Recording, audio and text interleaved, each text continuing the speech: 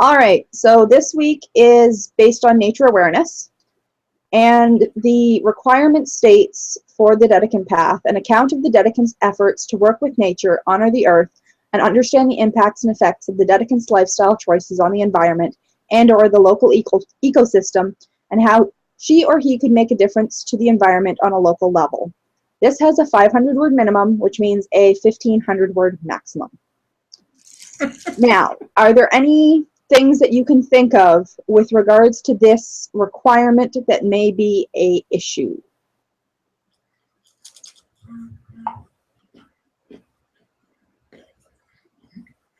For me, no, but part of that's because I've been camping since I was a toddler. Girl Scouts, outdoors. My grandfather was a farmer. So a lot of the things that were bashed into our heads in the 90s were already automatic. Oh yeah, it was. I mean, leave no trace. Before the Girl Scouts came up with that, my dad had that drilled in my head. As you said, leave no trace. This is one of the things that you can do even just when you're walking down the street or when you're going to the coffee shop to get a coffee. If you bring a reusable cup, that cuts down a lot on the waste and cuts down not only that, the stuff going into the earth. Carry a bag with you. Yeah. Beyond leaving no trace, leave it better. Exactly. Now, some of these things can also work into our spirituality and our lifestyle with regards to ensuring that the areas around us are cleaner. And as you say, leave it better than what you found it. Especially if you're working with a specific location, such as a creek near you or your backyard or a field or a conservation area. These are places that people will frequent and not take care of as well as they should be. If you're trying to develop a specific relationship with these locations, especially such as creeks near you, cleaning them up is a good thing to do. It's one of those, you're giving your time as an offering versus you're giving an actual physical offering. Right. The park where we do most of our rituals it's a really nice little park. And part of the Elizabeth River that our grove is named for runs one of the branches off of it, and I guess one of its tributaries actually runs through the park. At that point, it's kind of like a stream with a wide spot in it. And that's part of what we do as part of our rituals is we do a cleanup before and after. The requirement states understanding the impacts and effects of the Dedekind's lifestyle choices on the environment. One of the things that a lot of people are not aware of is that items that we buy and that we create are essentially an iceberg. Mm-hmm. A scientist or a psychologist or something who was studying trash actually looked at it and coined it as a wasteberg. You only see 5%. That makes sense. Production waste is actually 95%. So if you have 1 pound of garbage, there was another 19 pounds that went into making that 1 pound of garbage that we're not seeing. That's one of the reasons why I drive a Subaru. They have a zero waste plant. And it's looking at the companies that you decide to work with. It's looking at your water conservation. Because although the waters, we all have tap water and whatnot in our homes, the waters all have to come from somewhere. Yep, absolutely. And you can also look at the waters coming out of our taps as coming from the well. Mm-hmm. and the waters of the Earth Mother that we connect into with the Two Powers meditation.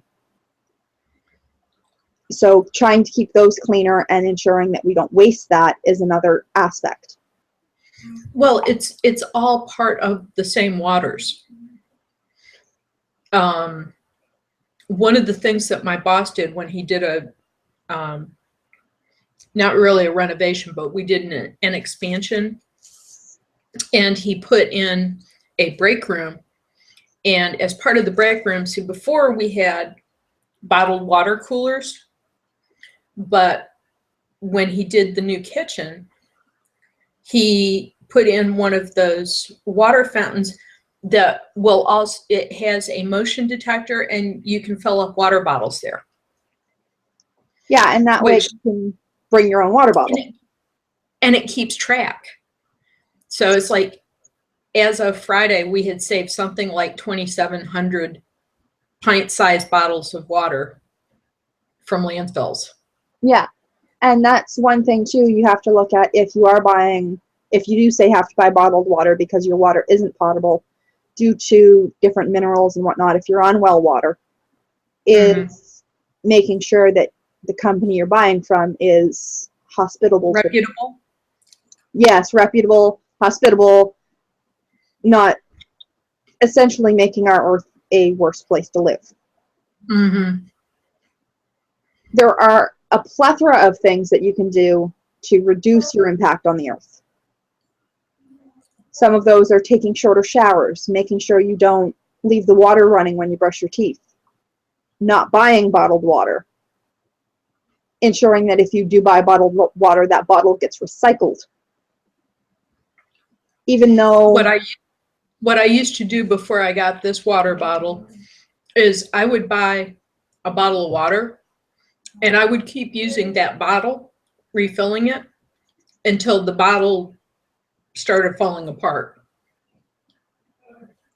And I made no bones about the fact that I was buying the bottle. Yeah. I was not buying the water. And that's the thing with regards to ensuring that you're not wasting anything. Mm-hmm. There was actually, I think it was the David Suzuki Foundation did a research study, and it actually takes more water to create a bottle of water than the bottle holds. Huh. I believe it. With that in mind, we have to look at... When you're, I worked in a plastics factory for a while when I was in college. And when they do injection molding on plastic bottles, they are water cooled. So there's water used in making the bottles too. But even after they spray them with the water cooling and drop the bottles, you still have to break off the excess flash and stuff, and the workers end up with burns on the palms of their hands. And that's one thing you have to look at too, is that water usage goes back to that 95% of waste that we don't see. Mm-hmm. As such, it's one of those things that you really have to look at every aspect of your life and see where you can reduce in water, where you can reduce in things, where you can reduce in power,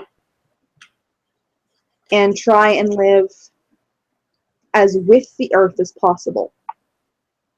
Right. Because even our foods, if you look at ingredients labels, have a plethora of things in there that don't need to be. Mm-hmm. I try to stay to as low a list as possible. I tend not to use too many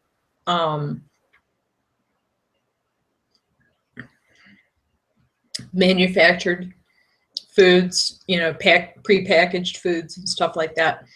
I tend to more cook from scratch, which is something that my friends who are, gluten intolerant appreciate.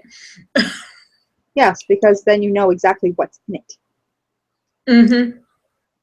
And that's actually a good thing too, because although it's a rant for another day, the chemicals that they're putting into them all those chemicals have the same waste bird that the packages actually have. Mm-hmm. Now, with all this said, honoring the earth specifically, what are some things we can do within ritual, within our daily lives to honor the earth that aren't necessarily conservation styled, but at the same time respect her and give her the pretty much thanks that she's given, or well, that she's due? Plant a tree. Planting trees is a good one. I give bird seed to our year-round birds, which drives my cat absolutely nuts because she sits at the window and chitters and loses her mind the whole time the birds are out there, but that's okay. It's good for her. I try to clean up wherever I am, basically wherever I'm going. And I get really annoyed at people, people that just flip a cigarette out the car window drive me insane. It just, how could you be so disrespectful? Yeah, it's also, if you think about it, with the ghosty principle of, giving what you can, you also have to think of what energy and whatnot you're putting into your actions and the thought processes behind your actions. Some people will clean up the area they're in just so it's prettier, which is not a sacrifice to the Earth Mother. Mm-mm. If you are cleaning it up so that she has an easier time, that's a sacrifice to the Earth Mother. Another thing is, rather than using paper towels or disposable plates and stuff like that, use cloth napkins, use cloth paper towels. I've had people, I only use cloth napkins for fancy. And it's like, why? You throw them in the washing machine. Big deal. It comes back to the easiest way to look at what we have within our lives now that is disposable and whatnot, is to speak to someone who lived through the Great Depression. Oh, yeah. My dad's older siblings. And take some of the cues from how they used to live and put that into play now, as it will take out a lot of the disposable goods and bring in the reusable, because they didn't have the ability to have the disposables even if they had been around. I have a whole bin of cleaning rags. I think I bought 2 packs of a gross of cleaning rags from Sam's Club 4 or 5 years ago. They fill up a, oh, thanks, Mom.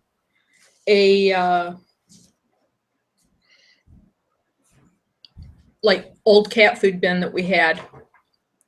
And as we use them, we have a basket that we put the dirties in. When we have enough for a whole load, we do a load of them and bleach the heck out of them. And I mean, we've been using those. I think I paid $10 for both packages, and I've been using them for at least 4 years. Yeah. And a lot of these conservation things, not only will they help the earth, they help your pocketbook. Oh, yeah.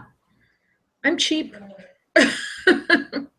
Now, there's a lot of different things with regards to nature worship as a lifestyle and making sure that we take care of our ecosystems and stuff like that. One good thing to know is where your water sources are in relation to your house. If you know your local watershed, you will understand better your local ecosystem. For example, one of the main tributaries that runs off of Lake Ontario and is a salmon run is, let me get my bearings in my room, not even a kilometer that way from my house. As such, it's one of those things that one of the groves I'm part of cleans up on a yearly basis. Mm-hmm. When we do clean it up, we have to watch for the salmon running. But it's one of those things that we know that that particular creek is an important portion of our local ecosystem. Mm-hmm. It's where the coyotes live. It's where the bunnies live. It's where the salmon run. Yeah, we have coyotes around here. They're huge dogs. It's great. Yes. But it's where a lot of things live. We have raccoons and bears and possums and rabbits in our neighborhood. Yeah. I mean, it occasionally hits the news, but, black bear wandering the streets in Chesapeake. Well, Chesapeake is right on the Great Dismal Swamp.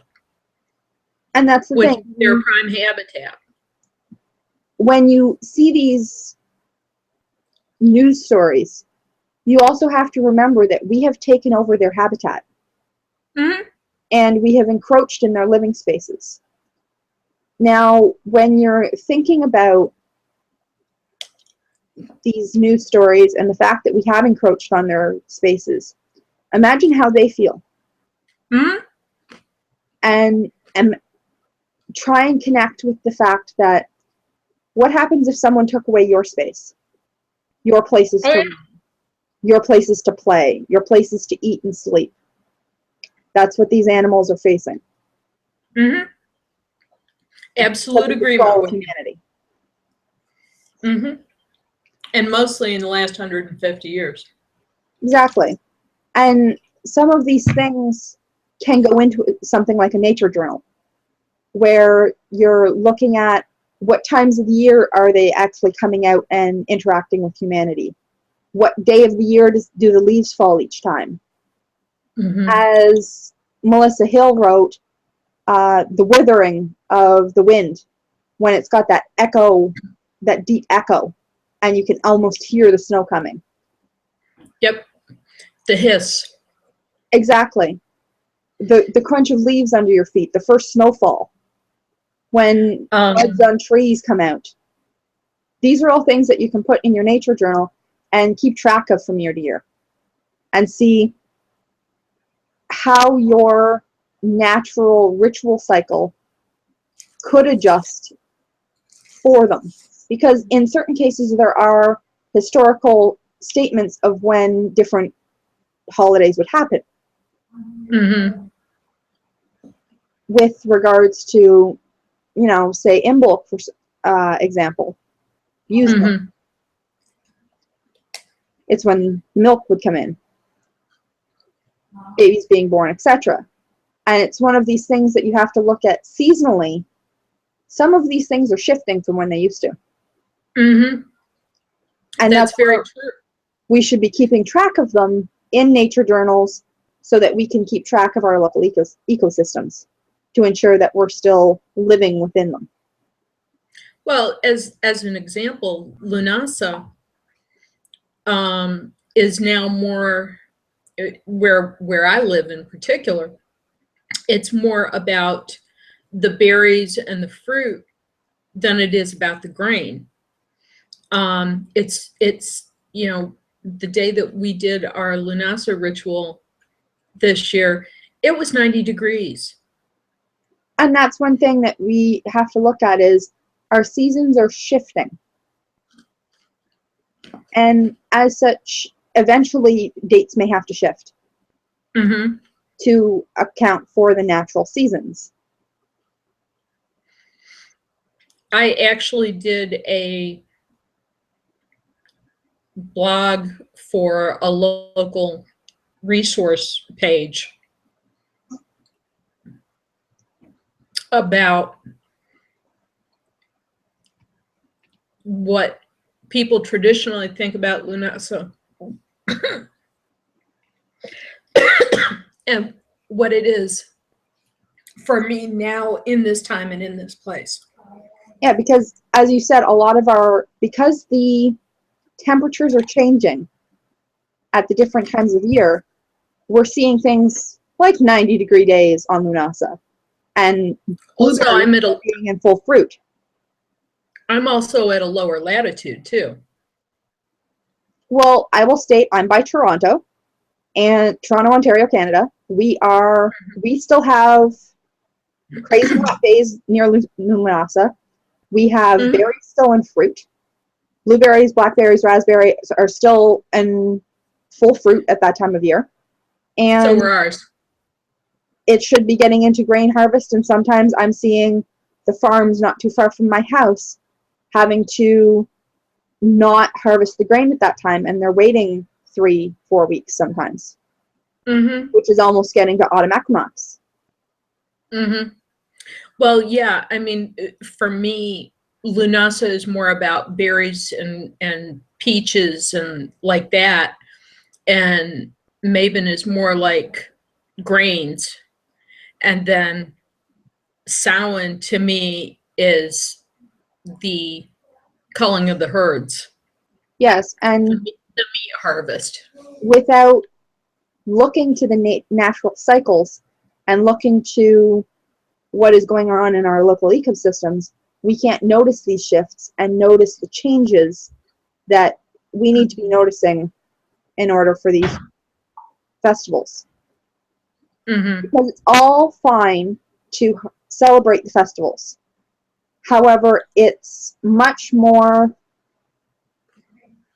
awakening almost if you are or have been living closer to the land, living closer to the seasons, and paying attention to these small little hints from the world where you're living.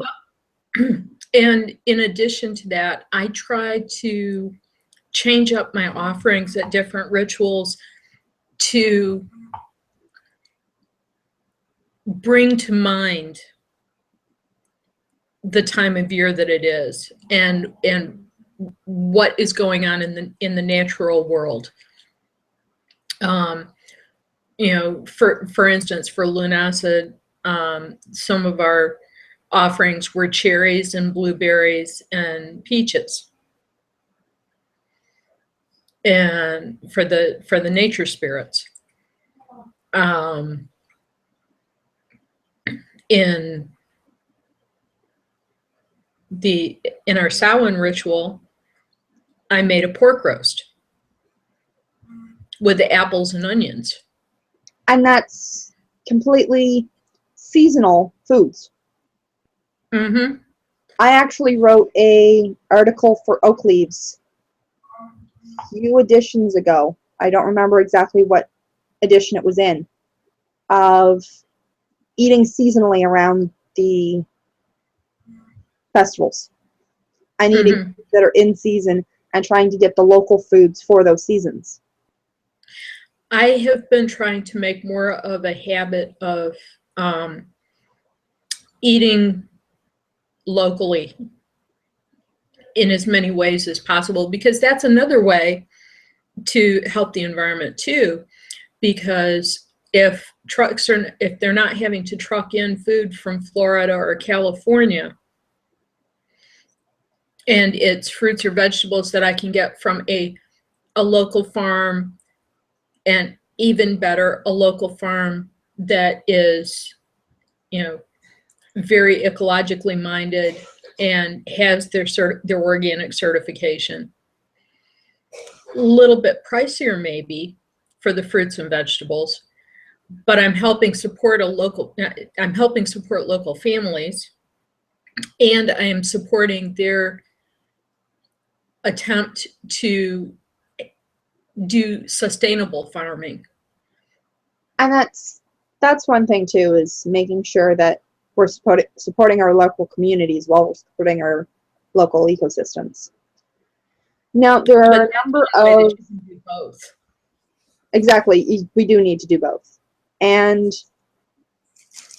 humanity has been very disconnected, I've found, from local, the old ways, essentially, with regards to paying attention to when the birds come in, and the woolly bears, those little fuzzy caterpillars that are black and orangey brown, what it means when they're fuzzier versus when they're, they've got a small amount of orange or they're fully black. I would say that that's true more recently. But even, okay, I'm 57 years old. My grandfather taught me that stuff. Yeah. And My grandfather was a farmer. a lot of my generation is not being taught, or they're not listening, one or the other.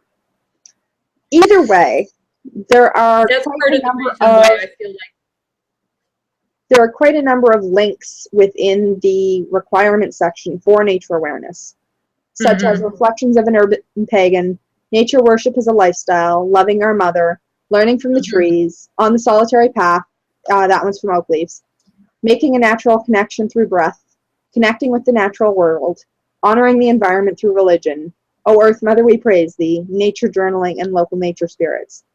Each of these has a different topic that will help finish off this section. And the one thing that you have to remember for making sure that your reviewer is happy is making sure you've tied it into your spirituality. So don't just say that you do all these things, say why. Ensuring that you're saying that you do these things so that you're not putting an extra strain on the Earth Mother or the nature spirits, to ensure that you know, the salmon can still run in your local creek, stuff like that. If you, it's that tie-in that's required for this requirement.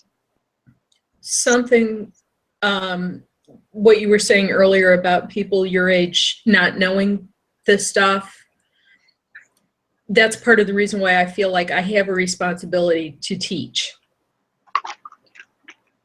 In a women's group that I belong to, I have been given the nickname Swiss Army knife, because if we need something, I have it. If somebody else doesn't know what it is, or, you know, what the history of something is, I know it. And I'm actually teaching a couple of adolescent girls. They are my Swiss Army knives in training. And but, you know, in all seriousness, people of my age and older have a responsibility to teach the younger children not only the liturgy and the folklore and stuff like that, but also the practicable things. Needlework, spinning. You know, it may not sound practical, but you never know. You know, for instance, I've got a meat grinder that belonged to my grandfather. It does not require electricity. None of the can openers in my home require electricity. I have a camp stove. You know, and these things are required because you never know when power outages can happen. We're very reliant upon the system. I live in a 70-year-old house. Power goes out whenever. And that's the thing. You have to be ready for those instances. Knowing how to camp, stuff like that, and leaving no trace are great ways of making sure that you can actually live with the land. Absolutely. Now, go ahead. I was actually going to say, you go ahead. We're bad.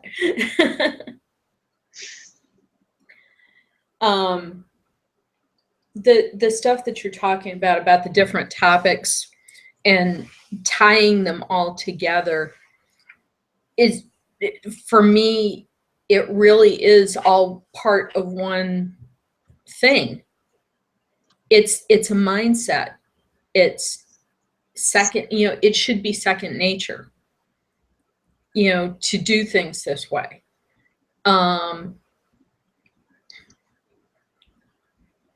But to too many people, it's not. Exactly. And that's where we definitely have to try and look at society and figure out why. I think part of it is because after the hardship that the people who went through Second World War and the Depression went through, they kind of went hog wild with their kids. And I'm part of that generation, the boomers. And some of my generation